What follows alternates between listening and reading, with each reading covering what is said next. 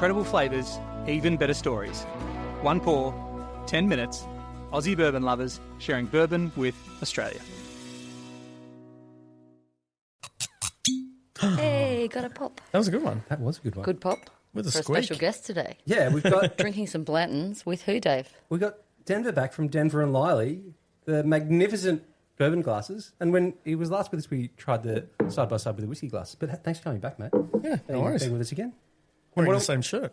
Yeah. How embarrassing. We haven't showered yet. What's the? What are we drinking, H? We're drinking a Blanton's Gold.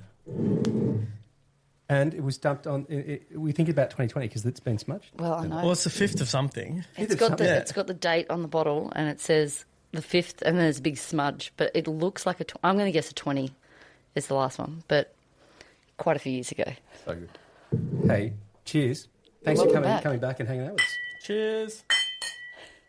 So, why did you pick a Blanton's Gold for us to pour? This is just a favourite of ours at home. So, Dave's Favourite of ours too. Yeah. pre Bubba. This is the only one that my missus will drink. What? Yeah. Dave's. Yeah, this is and sitting at 51.5. I thought it would be something much lower proof than this. It's a great one to drink. And So- it's a letter L on the. I just checked the horse's hoof the letter on L each on the- bottle. It's just so smooth. It's like that's crazy. Yeah. 51.5, very easy to drink. It's so. She's got nice. good taste. And the thing that I really like for us as Aussies about Blantons is that it's so easy, comparatively, quite easy for us to get.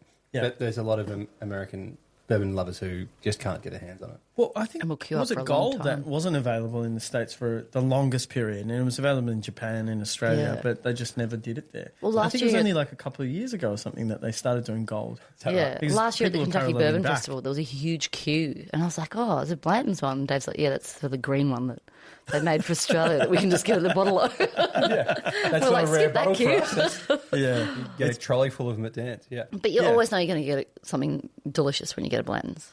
oh, Like, 100%. guaranteed. And we really, really love it. Like at home, it's just something that means something to us. Like, and just a whiskey that I can drink with my partner, yeah.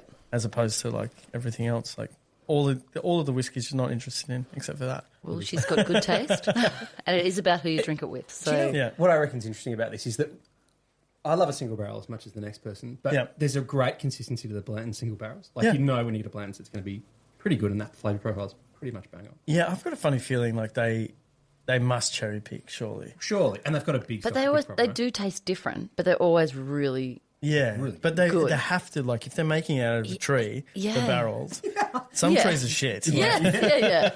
So, They don't have the yeah. But they're going to taste it, and they're not going to pick it as a single barrel unless it's like. they'll blend it into something else. Yeah. Isn't it Heaven Hill or who does it? Can't remember. No, it's Buffalo Trace. Buffalo Yeah. Trace, yeah. They'll just Buffalo blend into Trace. something else. Yep.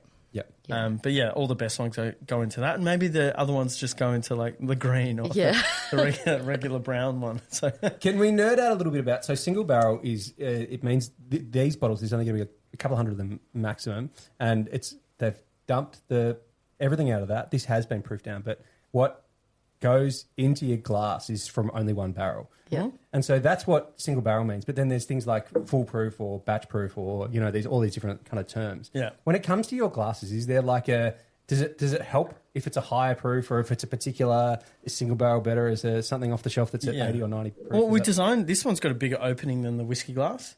That's designed for like the higher proofs in general that you get in bourbon, and people tend to like value like higher proofs more in bourbon for some reason. I don't see it the same way. I think there are amazing sort of lower proof bourbons like Michter's.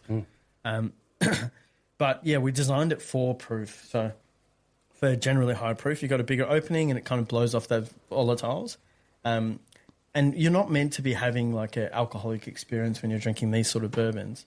You're meant to be tasting like the subtleties and different flavour notes and the quality of oak and all of that kind of stuff that these guys put a lot of effort into. They're not putting effort into trying to get the highest proof. Yeah. So that's not meant to be the race. Like, so that's what we focus this glass on, is to take that out of the equation a little bit. And it should be a smoother, it's like bourbon a little bolder, I guess. Yep.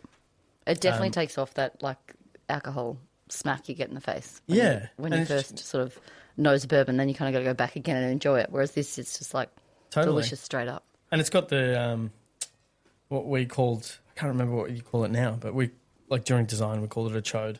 But it was this stump on the bottom which kind of isolates hand heat. Yeah. And heat is obviously an issue in Kentucky and Tennessee. But you can also, because the wider opening, put ice in, which a lot of people enjoy it with ice.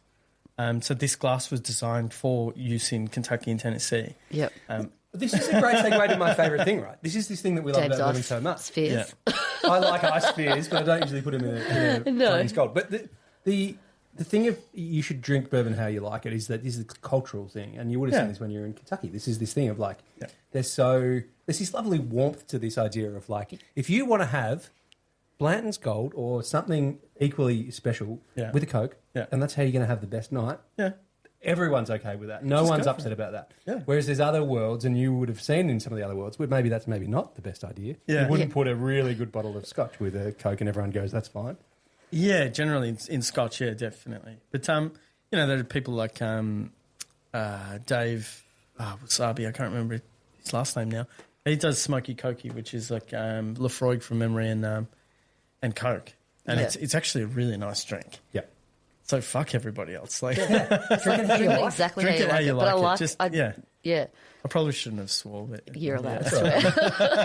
We'll say it's not for kids. So It's not for kids. What happens? But it's not. Yeah, no, this is for kids. So when you're at home and your missus goes, okay, tonight I'll be all right to have a bourbon. This is the only bottle you can crack open. It hasn't quite happened since we've had the little guy. But yeah, more so wine and things like that. And if she's going to have a bourbon, which I hope like end of this year maybe, it's going to be this one for sure. Yep. Yeah. Lots of great memories with that particular bourbon. She didn't sneak into the birthing suite like we did. That's a story for another time.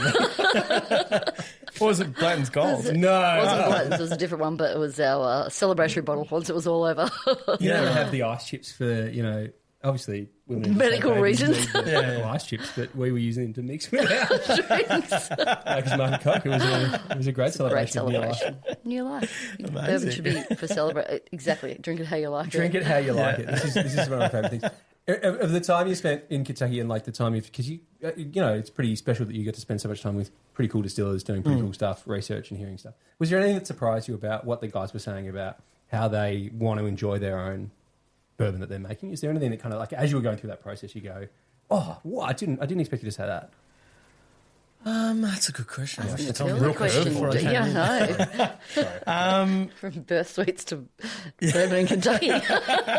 Well, see, here's the thing: is that like I think a lot of us as bourbon fans and stuff don't get a chance to hang out with the distillers as much as we would like to. And the insight that you would have about someone who is you kind of giving them their product or they're opening a bottle of their own product and kind of going, how if I can choose how I want to enjoy this is like you're pretty unique. Yeah, it generally I found interesting was that they liked a lower proof.